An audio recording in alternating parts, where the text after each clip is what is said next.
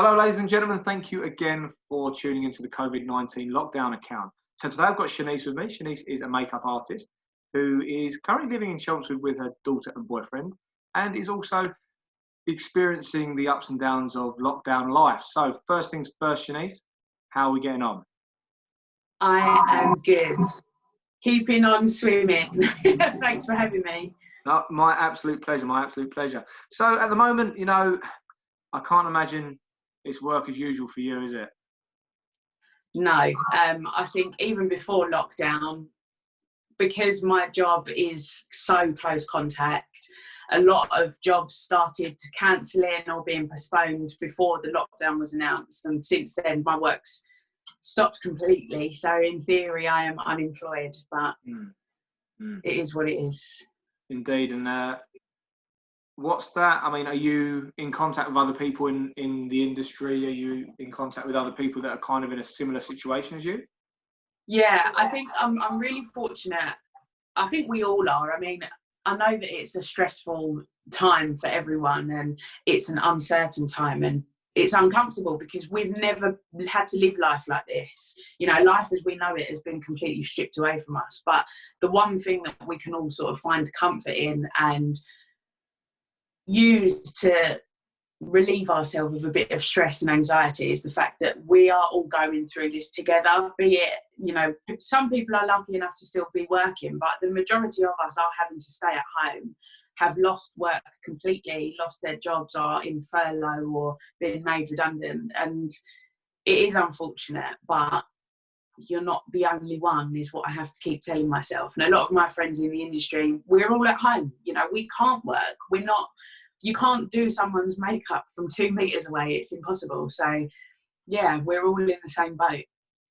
And I think as well, you know, moving forward, even when lockdown is semi-lifted or the restrictions are lifted, there's still going to be that element of distancing, isn't there? So yeah, I think people are gonna, I don't think, like, it's not gonna be like the floodgates open and everyone kind of runs into the street at one time. It's not gonna be like that. I feel like people are still gonna be hesitant and weary and, you know, wanting to still keep their distance to a certain degree, which is completely understandable. We don't want, you know, the lockdown to be lifted and everyone to go outside, and then there'd be this huge second wave that might even be worse than what's going on now. So we're all going to be kind of treading on eggshells for a bit. I think, and I was saying this to my mum the other day, I think life as we know it doesn't exist anymore. It's gone.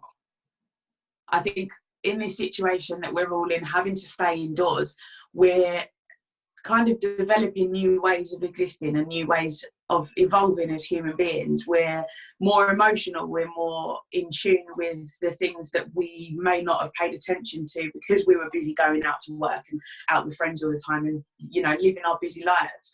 Our emotions being one of them. I'm a huge advocate for mental health, and I know that alongside this pandemic there's going to be some sort of mental health crisis. A lot of people who, you know, lead busy lives and always have things to focus on and don't really address their emotions are now having to sit and confront their emotions and address them and find ways of processing them when they've never really had to do that before. So it's a difficult situation for all, but I am holding on to hope that we come out of this more compassionate towards ourselves and towards each other, more healed from, you know, our emotions and our mental health and trauma and stresses, and we're able to handle situations in a much lighter way. That's what I'm hoping anyway.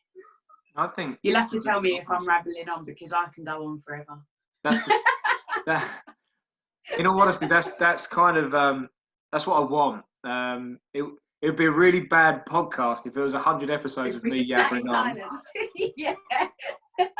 Just talking about what I thought about things. And yeah. I think what you're saying here makes utter, like, compassionate and mental sense. People have been brushing stuff under the carpet for too long, and it is time for people to reflect on their identity, as it were, and to realise that they're not just a workhorse. And I fall into that category. My identity was this thing behind me. For those of you that are listening, is my brand.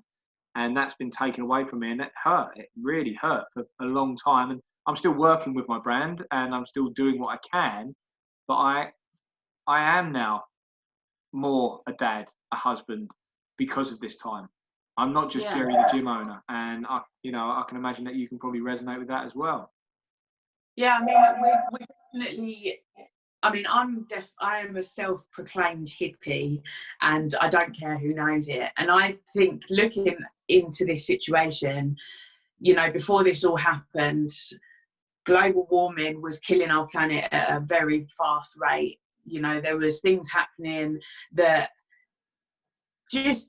we were killing ourselves and fueling negative energy around the world, and we didn't realise. We were so wrapped up in greed and wanting to do better and having more all the time, that we didn't realise that if we carried on going the way that we are, we would have killed our planet. Our kids wouldn't have had anywhere to live.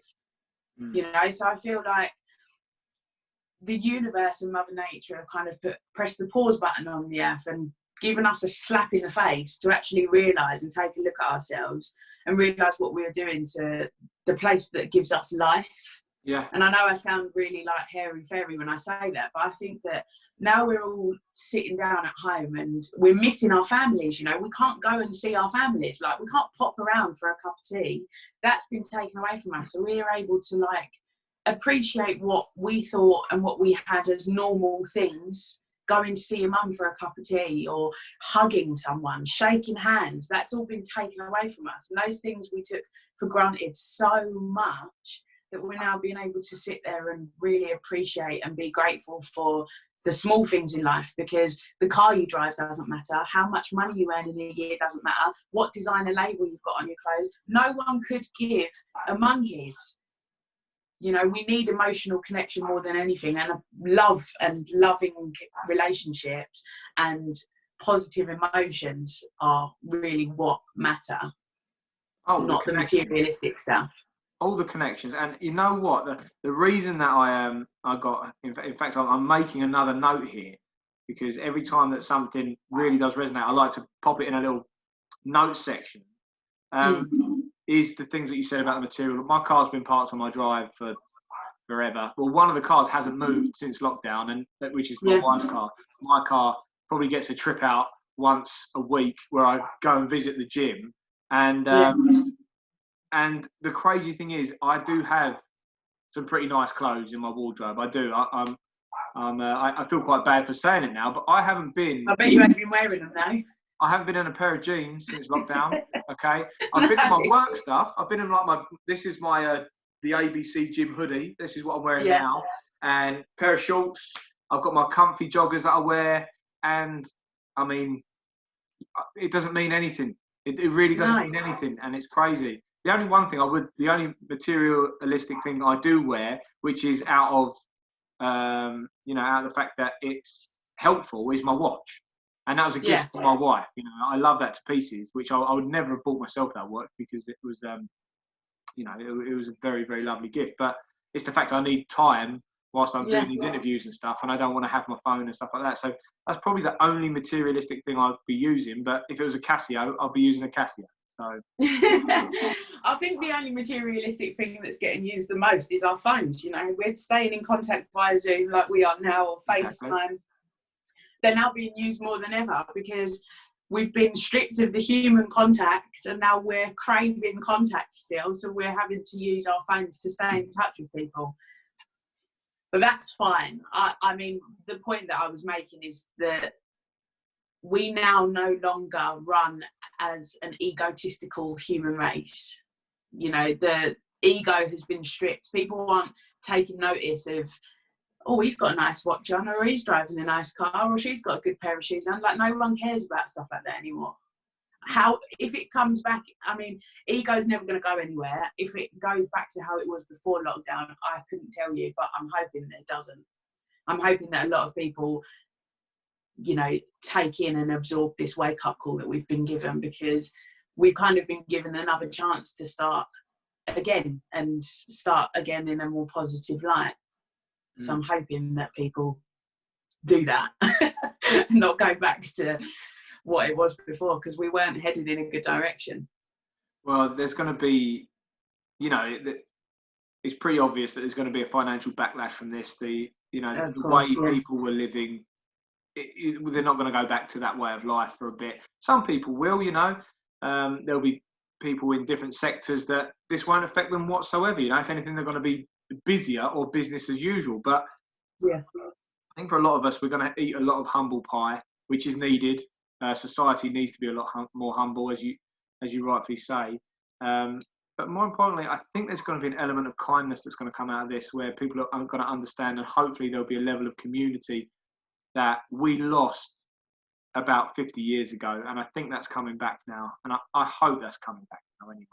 Do you know what I really hope stays? Like when I go out for a walk around my local area, never had people before this happened gone, hello, good morning, how are you? Do you know what I mean? You're smiling at each other. It's because you're not stressed out as much as you used to be when you were at work and dealing with other people's emotions and things like that. We're now sitting at home and relaxing to a degree and just letting whatever happens happen. So when you're out and you see other people, you appreciate it and you're thankful for seeing other humans, as although we can't touch each other and like greet each other that way. But I hope that we all still are, hello, how are you, good morning, as you walk past. It's really nice that community spirit is coming in stronger than anything, and I'm really happy to see it.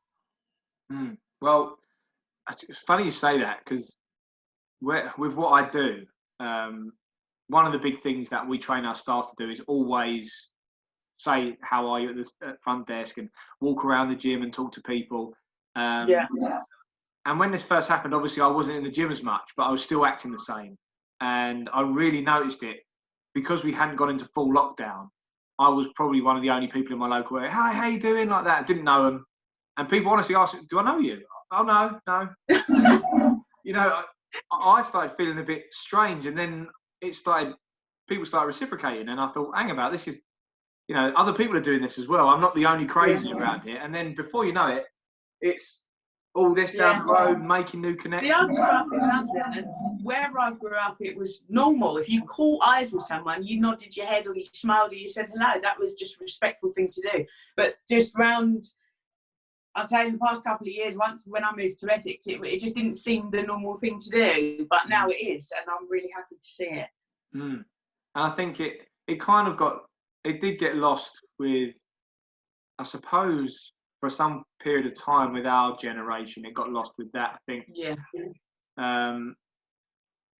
People are hesitant to acknowledge other people. I notice, like if you catch eyes with someone's quick to look away or put their head in their phone and things like that. And that shouldn't be the case. I feel like we're all human. There's no reason why you can't smile and say hello to each other. You're not going to get shot. Well, we're the generation of the stranger danger, aren't we? Growing up, obviously they didn't have that. Don't talk to strangers; they'll kidnap you. And that's what we've grown up with, which I think is a large part of that. Which our parents were just scared, which is there's nothing wrong with that, and there is still an element of danger with that with young kids, but it carried on until adult life, and I'm happy, as you say, it's slowly coming around the other way. So let's have a little talk about you and your life, actually. So last year, some interesting things happened to you. Yes. So I was auditioning. I was 8, So I went through an audition process for a show called Glow Up, which is basically like a Great British Bake Off, but for makeup artists. So thousands of makeup artists from all over the country applied to go on this show, and they only choose 10 of the best out of everyone who's applied, and I was lucky enough to get chosen. I don't know how, but I did, so I'll take that. But that is airing. We finished filming last year, and it is airing on Thursday at 7 p.m. on BBC Three iPlayer. Little plug there. We'll put it out. Yeah, I'm really looking forward to it. To be fair, I mean, I've always worked really hard, and I've wanted to build a bigger audience, and I've wanted to be able to share my art with a lot of people and build a brand for myself. That's my dream. And I've always kind of known that Glow Up is quite popular, and it was going to be a case of, you know, my following going up and people taking more interest in what I'm doing. But when they made the announcement of the cast on Tuesday, it was like, whoa, I was hit with this tidal wave of people who were like following, and I was just so overwhelmed. I suffer with anxiety and depression and have done for years. And it's little things like that like drastic change quickly without any kind of preparation will trigger me. And I had to turn my phone off. I was too overwhelmed. I had to take a step back and just leave my phone upstairs and just go and sit with my daughter and my boyfriend and just be normal for a second. I'm not saying that I'm a celebrity, because I'm not. I don't feel like I am in any way, shape or form. But for like 1,000 people to just all of a sudden be taking an interest in what I'm doing, and even though I wanted this bigger audience, and I still do, and I'm really appreciative of it, it was just a bit much for 24-hour time frame. It was just like, whoa, all right, so this is what's happening now. And ever since I'm like coming around to it, and I'm loving the positivity that's being sent my way, and I'm just looking forward to it all coming out and hearing what people think about it. Oh man, I had loads of fun filming it, so yeah. I bet. I mean, and the opportunity that's going to come of that, you know, the availability to have more of a voice, and as you say, as you said earlier, with your beliefs, with when it comes to our planet and some of your real true passions when it comes to lifestyle, you will have a platform now where you can also help make a difference, which is amazing. Yeah, that is what I'm hoping for. I mean, I love my art and my talent and being able to create and communicate with people on a creative level and be able to share things that people find beautiful or make happy. But I would say that at my core, helping people with mental health issues or issues that they have in themselves when it comes to like self-love and building relationships with themselves and overcoming trauma and things like that, that's really what, you know, touches my heart. I'm passionate about makeup and have been for ages, but when it comes to uplifting people and mentoring people in a way that I can relate to because of my experiences and seeing them blossom from someone who, you know, might not have been able to speak about the things that they're going through, to being able to speak about the things that they're going through and being able to overcome their anxiety attacks and, you know, start to get help with their mental health issues, be it depression or whatever. That's something that I would really, really like to start doing. You know, you're very, very close to my heart. Is this subject is especially mental health. I'm pretty open about my issues with it. This is me dealing with anxiety right now. So I have high functioning.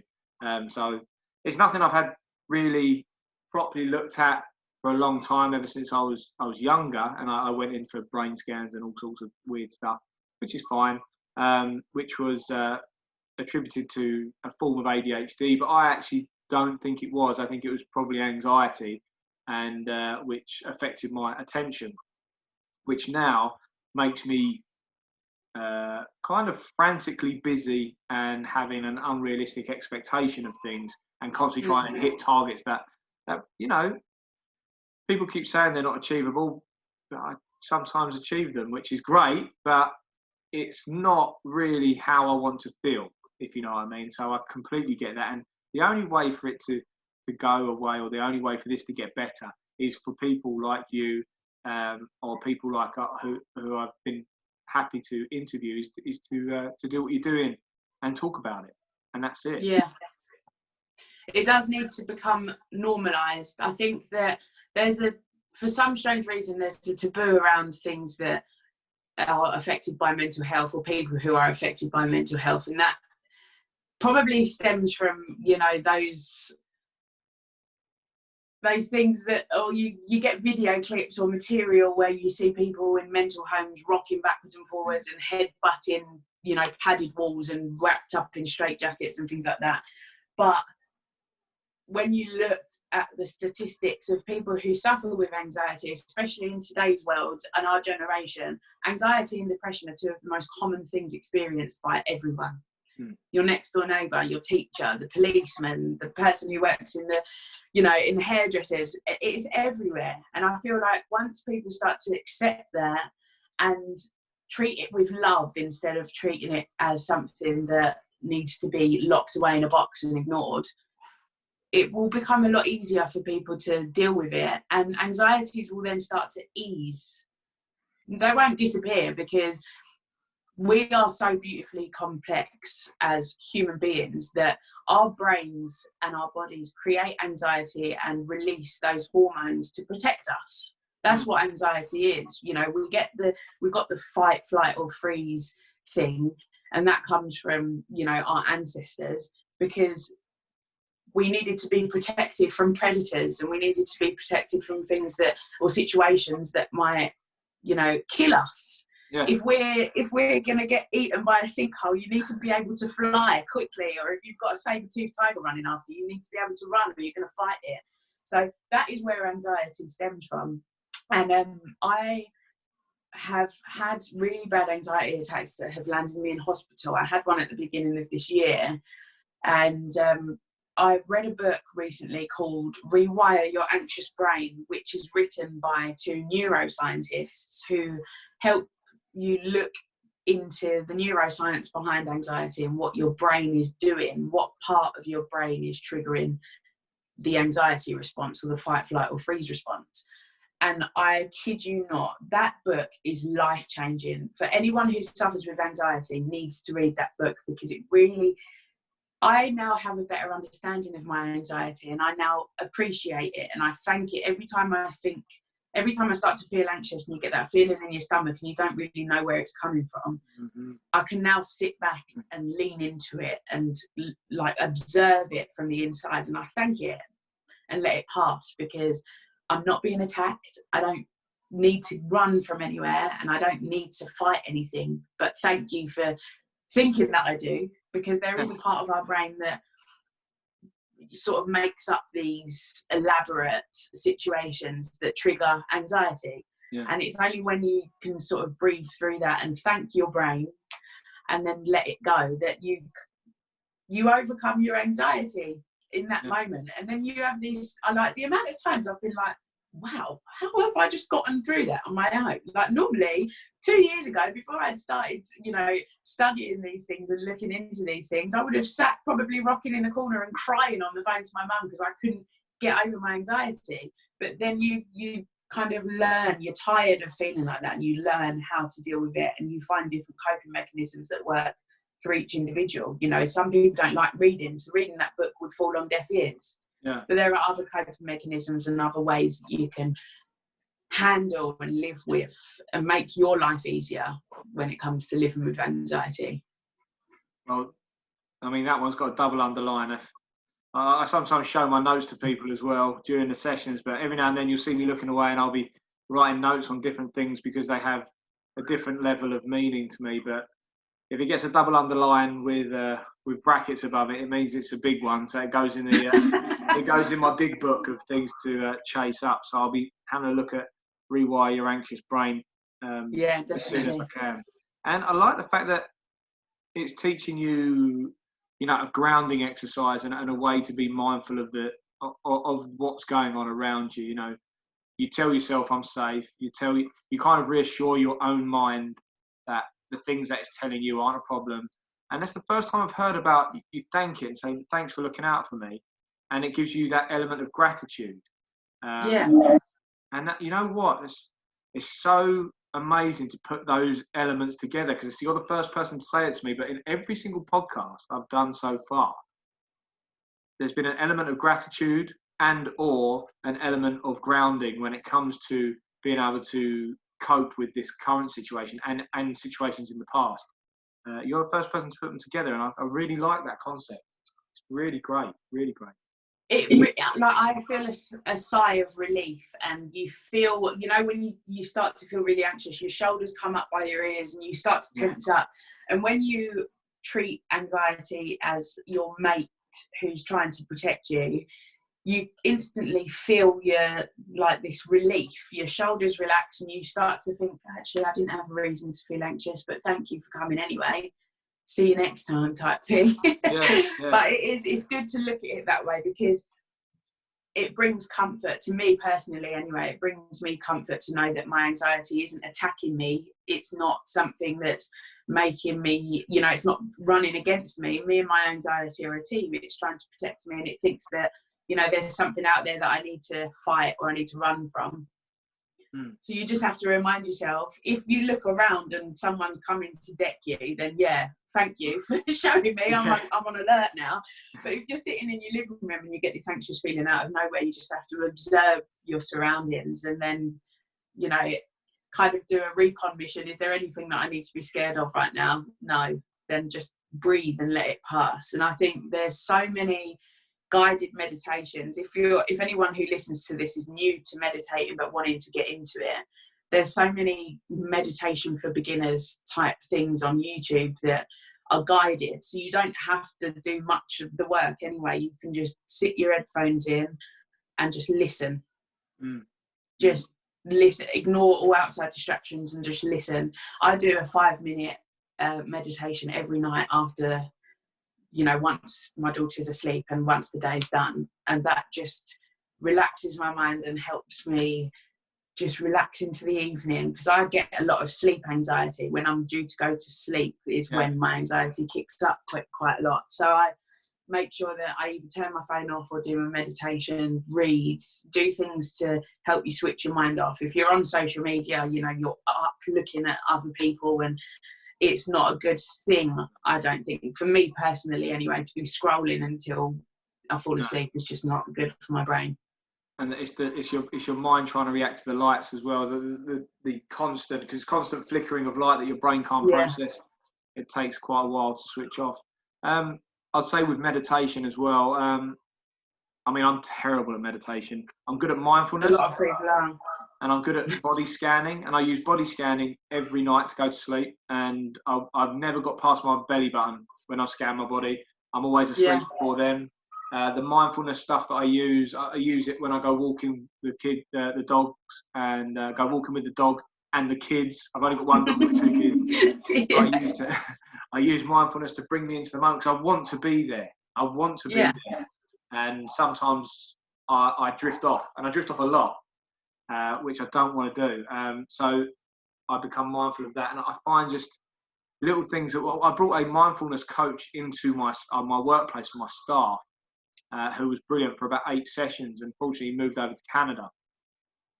And the level of productivity, the level of gratitude the staff gave back to me from those exercises, and it's something I will be bringing back in the moment we're back open, was unprecedented. You know, they really, really needed it. And they're all knackered. We're all like, we didn't realise how knackered we were. Everyone that went upstairs lasted 5 minutes of doing mindfulness and then out cold. And you know, to the point where we've got to bring you back around now, and we've got to carry on doing the session. And I didn't realise how exhausted everyone was, mostly mentally. So it was lovely to see that. In our society, like, and our generation nowadays, we're in this mind frame where work must come before anything, including our mental health. And a lot of people, like I said earlier, we're going to hit some sort of crisis because work has been taken away from us. We're not on hamster wheels anymore, and we're sitting still, which means the things that we have been running from are going to catch up to us.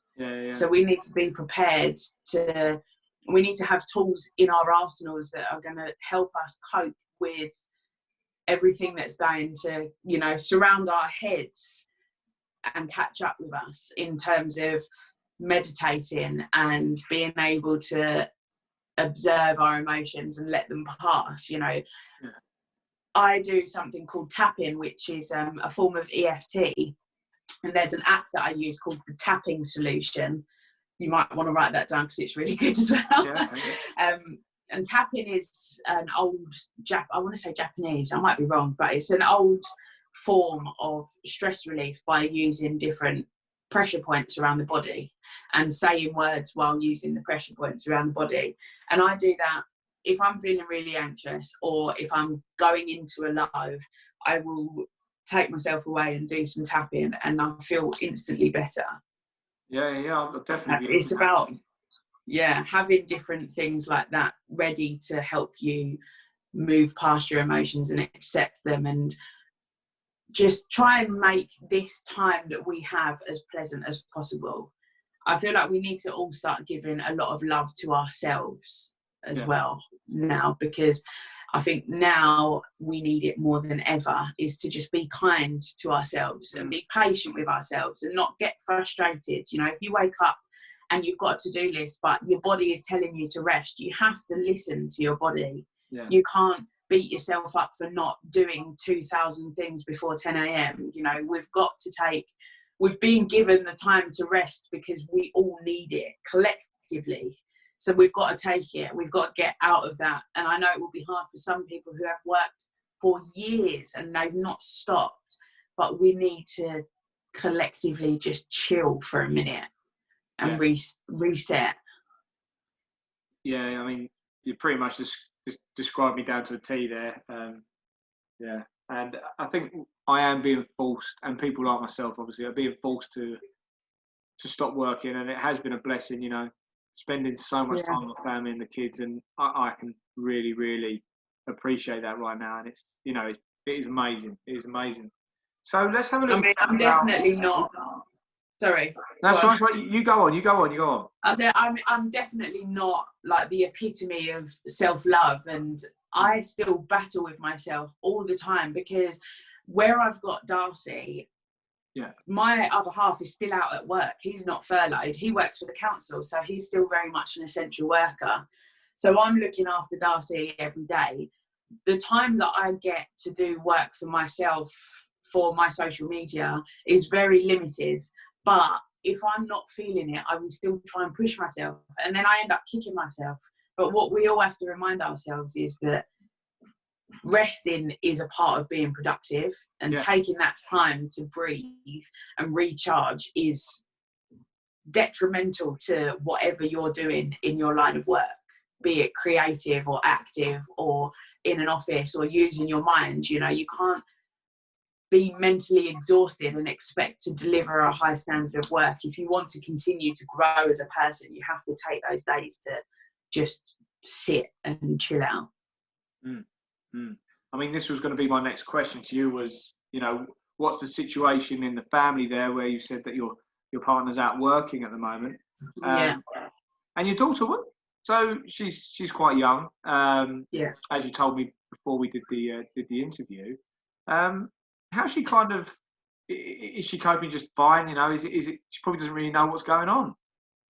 I mean, I feel like I'm definitely fortunate in the fact of not having a child who is old enough to understand what's going on. She is a very happy kid anyway. So for us to be at home playing in the garden, she doesn't need much entertaining. She's got her toys. She runs up and down on her own. Like, she's absolutely fine. And she's none the wiser. So in that respect, I won't say too much, because I know there's probably parents who are going to listen to this going, So yeah, I'm very fortunate in that respect. No, I can, you know, I can say the same. I'm watching my kids. So people, those of you listening, I'm sitting in my home office, which is in my garden. I've got a big set of double doors there, and I'm just watching my two little girls running around outside with no clothes on, obviously. I don't think they've worn clothes for about 5 days. Darcy doesn't like wearing clothes either. That must be a kid's thing. It definitely is, and it's lovely to see them playing out there and just having a lovely time. And the dog's there now. So this is the take homes that I'm getting from this right now, is the family time and other stuff. That's what is most important. Yeah. Are you getting much time to talk to loved ones and stuff at the moment? Yeah, I FaceTime every day. My nan is in a home, and that is pretty much locked off. So we can send her letters. We can't call because she's quite ill with dementia. So she doesn't understand what the phone is or who is on the end of it. So we just write her letters and send her pictures. But like I said earlier, I think that we're all really grateful for modern day technology and the fact that we can use it to stay in touch with colleagues, friends, family members, loved ones. You know, it makes it a lot easier. I think if this was back in the 90s when Nokia was the in thing, we would really struggle. We really would struggle, because we'd be stripped of everything 100%. There would be no going to the phone box. You know, it would be mental. And the mad thing is, the only thing we would have had is potentially Blockbuster Video, and that's it. Yeah, if that. If that. If that. And that would have costed you the same as Netflix per video. So per video, and you'd have to rewind it with a pencil. Yeah, so the kids watching, you've no idea what we would have had to have gone through. Thank God. Exactly. Which would have been crazy. Be thankful for the generation you're born into. That's it. Because it wasn't like this when I grew up. No. So we're going to come into a bit of a close. I like to try and normally keep these things in around the half hour, but we've gone a little bit over, and I've loved every minute of it, to be honest. I'm glad. I did tell you to tell me to shut up, because I like to wrap it on. No, definitely not. Definitely not. I've really, really enjoyed it so far. So just for the people that are, you know, that are listening, and the people that are viewing this, what are the big take homes that you've had so far from this lockdown, would you say? I would say that being able to, let me start again.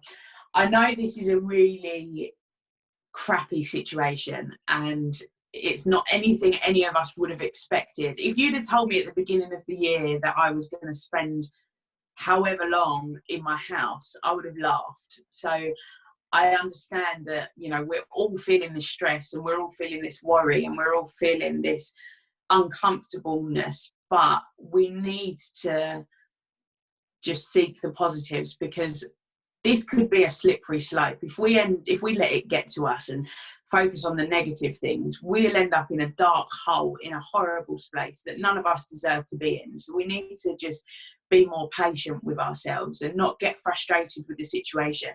Accept that it is completely out of our hands. We can't get upset by the things that we can't control. We're not going to be able to do anything by worrying about it, so there's no point.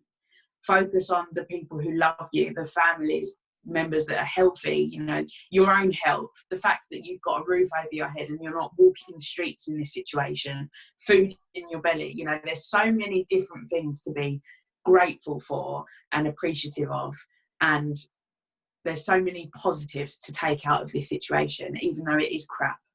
Yeah.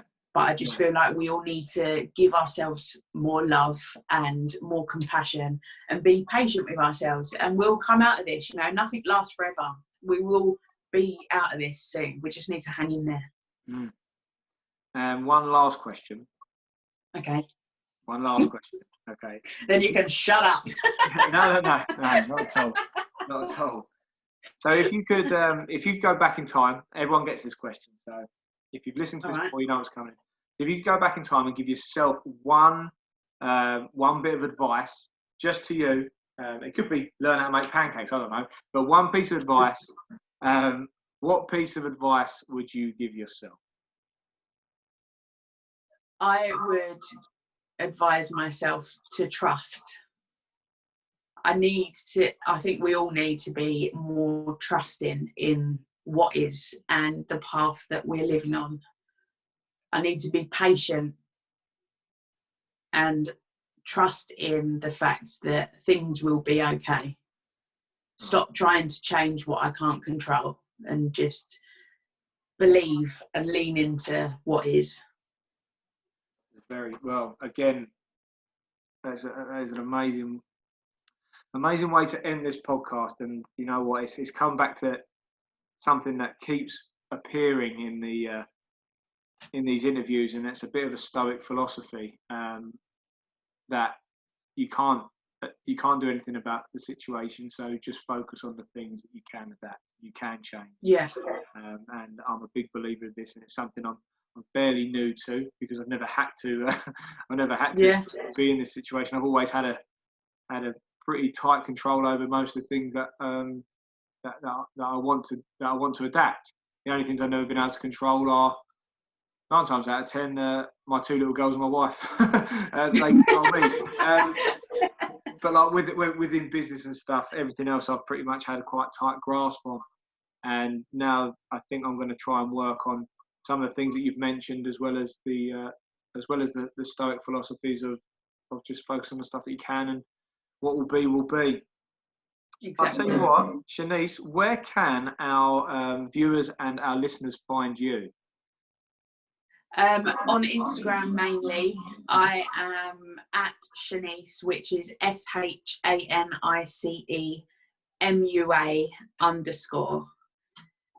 My website you can catch me on, which is shaniceMUA.com, and that is probably the best ways to find me. Yeah. Don't try and actually find Shanice, because that would be don't weird. turn up at my front door, because that wouldn't be fine. We'd have to really test some of your fight or flight. Yeah. Yeah.